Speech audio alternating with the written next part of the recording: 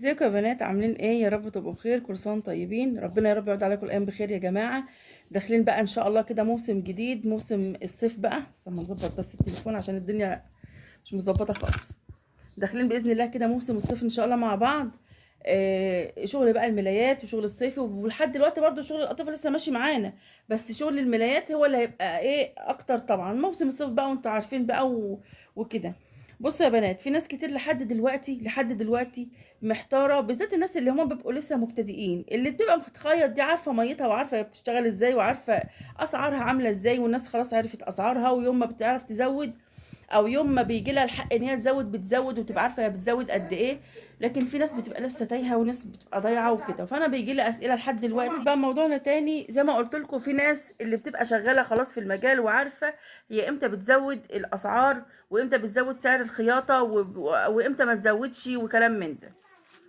بصوا، احنا عارفين ان كل حاجه غلت والدنيا كلها غلت وكل حاجه في البلد غلت، وكل ما تتكلم عن حاجه وحاجه ما تستدعيش انها تغلى، مثلا تكلمي مع البياع او مع اي حد يقول لك ما الدولار غلى والدنيا غلت والحرب ومش الحرب وكلام من ده.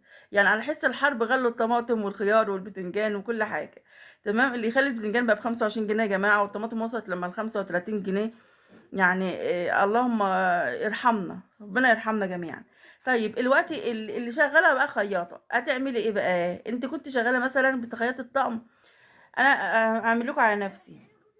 انا كنت بخيط الطقم في الاول شويه، كنت بخيط مثلا ب50 ب55 طقم الفلات، مش الكرانيش. الكرانيش ده بيبقى له حسبه تانية شويه. ب50 55 كده. الدنيا زادت شويه، غليته انا شويه، خليته ب70 ب75 على حسب الطقم وعلى حسب برضو مكوناته. ما انا ممكن واحده تكلمني عايزه طقم، وناس كتير قوي بتعمل كده معايا، مش عايزه الطقم 5 قطع زي ما احنا بنطلعه اسطمبه 5 قطع. لا، في ناس مثلا تقول انا عايزه ملايه ومخده واحده بس وخداديتين، او ملايه ومخده وخداديه واتنين كوشن. كده كل واحده بيبقى لها طلب، فانا ببقى مقدره لنفسي مثلا الخداديه انا بخيطها بكام، المخده طويله انا ببقى بخيطها بكام، الملايه بخيطها بكام، انا ببقى مقدره لنفسي.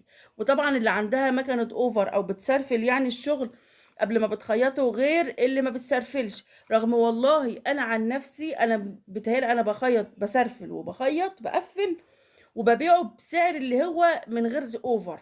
فاهمين قصدي ايه؟ يعني انا بعمله اوفر وبخيطه، بقفله على الاوفر وبقفله على المكنه دي، وببيعه كاني مقفله على دي بس، ما بزودش اوفر. فاهمين؟ يعني او لو زودت بزود حاجه رمزيه جدا، فبقول مش مشكله يعني عادي، مش مشكله. بس الناس بقى اللي بتشتغل هتعمل ايه؟ انت كنت بتخيط الطقم مثلا، وليكن بتخيط الطقم ب50 جنيه. دلوقتي بكرة الخيط دي زادت اهي، بكرة الخيط دي زادت.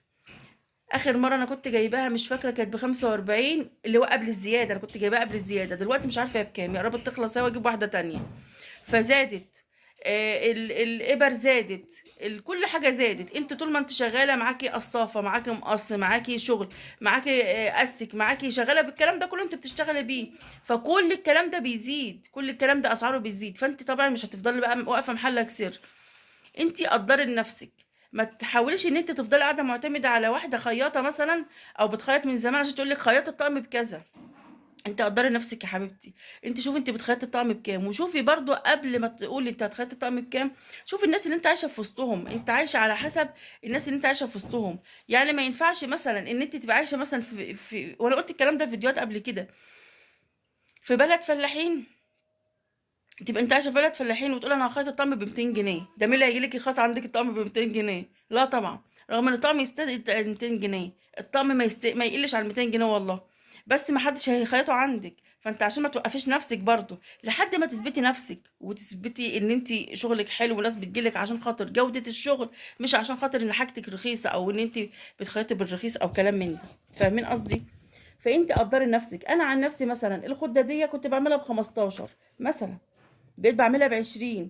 ما الحاجة زادت، بس بزود الحاجة اللي هي المعقولة، مش ان انت تيجي تزودي على الطقم 50 جنيه مرة واحدة وتقول اصل الحاجة زادت. لا، ما تزوديش على الطقم 50 و60 جنيه. ما هي بكرة الخيط لما زادت مثلا، بكرة الخيط قولي زادت 10 جنيه، مثلا زادت 10 جنيه، ما هي بكرة الخيط دي تعمل لك 20 طقم.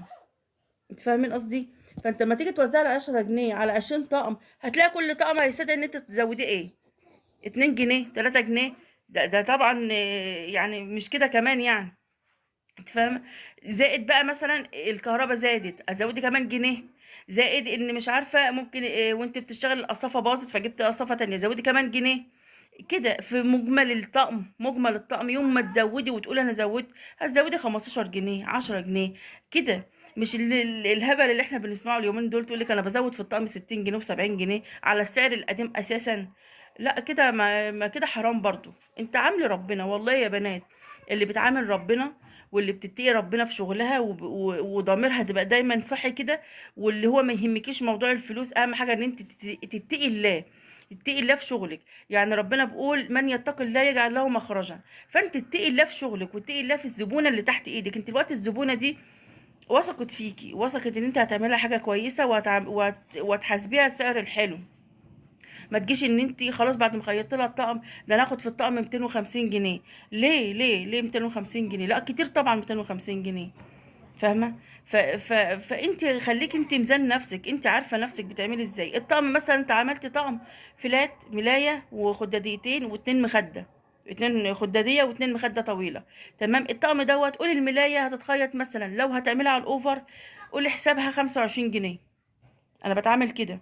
في ناس هتبقى معترضة، انا عارفة على كلامي، بس انا عن نفسي انا بشتغل كده. وبشتغل طبعا لناس ارياف وفلاحين، وبشتغل اونلاين لناس بقى بيجولي زبايني بقى اللي هم من بره اصلا، وناس الحمد لله ربنا يزيدهم مبسوطين. فاهمين؟ اكمل بقى معاكم الفيديو، وما تستغربوش بقى انا غيرت هدومي لان انا كنت رحت مشوار ورجعت تاني. المهم بقى ايه، زي ما بقول لكم انا بتعامل مع ناس من فلاحين، من قرايبي، من جيراني، من اهلي، من اي حد يعني عادل اعرفه ويعرفني وكده. وبتعامل مع ناس برضو من بره المحافظة، وناس بتبقى مبسوطة، وناس ما شاء الله بتبقى قاعدة في اماكن كويسة وكل حاجة. بس والله بتعامل مع دول زي ما بتعامل مع دول، وبحاسب دول زي ما بحاسب دول بالظبط. انا ما بفرقش خالص في الحساب. في غيري ممكن يفرق، في غيري ممكن يقول لا ايه. الله أكبر.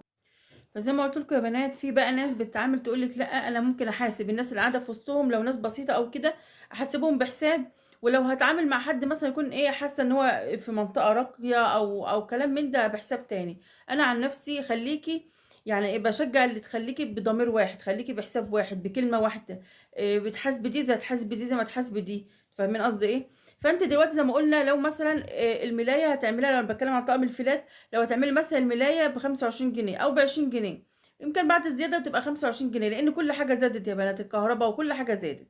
فهتعملها مثلا ب 25، الخده دي هتعملها ب 15 او ب 20، على حسب ما هتعملها برضو اوفر وكده، ولا هتعملها ازاي.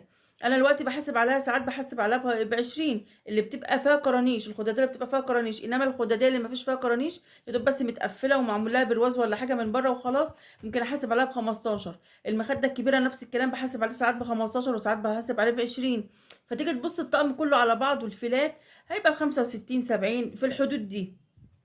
هتزودي بس في اللطقم اللي هي بتبقى فيها قرانيش، لان انتوا عارفين القرانيش دي بتسحب قماش، وبتسحب مكن، شغل على المكنه، وبتسحب يعني شغلها كتير شويه. فممكن الطقم القرانيش لو طقم السير كبير مثلا، اتحاسب عليه مثلا ب 140 ب 150، حلو قوي رضا. بس هما يجوا اكتر من كده ما انصحكيش دلوقتي، بالذات لو انت مبتدئه.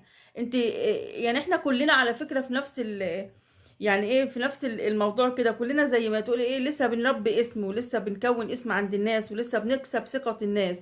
خلي الناس تجيلك على اساس مش ان انت بتعملي حاجة رخيصة، ان انت بتعملي حاجة جودتها حلوة. حتة الفلوس دي ما تفكروش فيها يا بنات من الاول كده، انت لسه مثلا مبتدئة. انا كلامي طبعا المبتدئين، لان زي ما قلت لكم، اللي دايسين في الشغلانه خلاص عرفت ميتها ايه، وربت زبون وعرفت زبون وكلام من ده.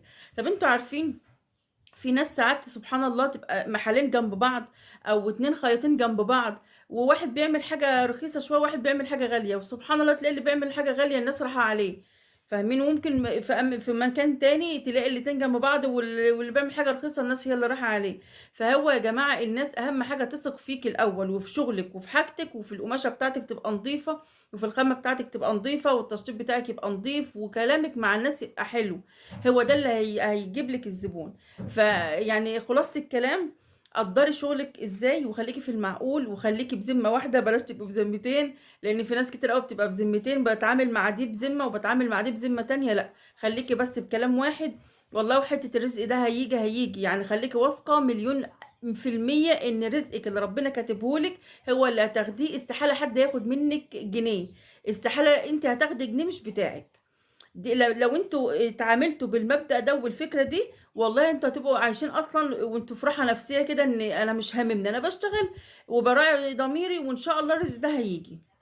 يا رب يكون الفيديو عجبكم، ويا رب يكون كده قدرت ان انا ايه يعني اوصل لكم فكرة كده في السريع كده، ازاي تحسبي نفسك وتحسبي شغلك ازاي وتحسبي حاجتك ازاي.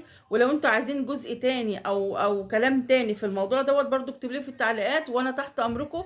انا عارفه ان الفيديوهات دي انا بقلل فيها جدا، واصلا الفيديوهات على القناه اساسا يعتبر ما عدتش بصور قد كده على القناه، والله بيبقى ضيق وقت وكده زي ما انتوا فاهمين بقى. فالله المستعان، يا رب يعين كل واحد على حاله، ويا رب يرزق كل واحده ويعين كل واحده، ويصلح ما بين ايديكم. واي واحده بتشتغل وبتراعي ضميرها وفي ضميرها وفي نيتها كده ان هي عايزه تعمل حاجه، سواء تثبت نفسها او سواء تساعد في بيتها، او سواء انها تحسن دخلها، او سواء اي هدفك من شغلك، ربنا يا رب يعينك ويحسن ما بين ايديكي ويكرمك ويدي لكل واحد على قد نيته.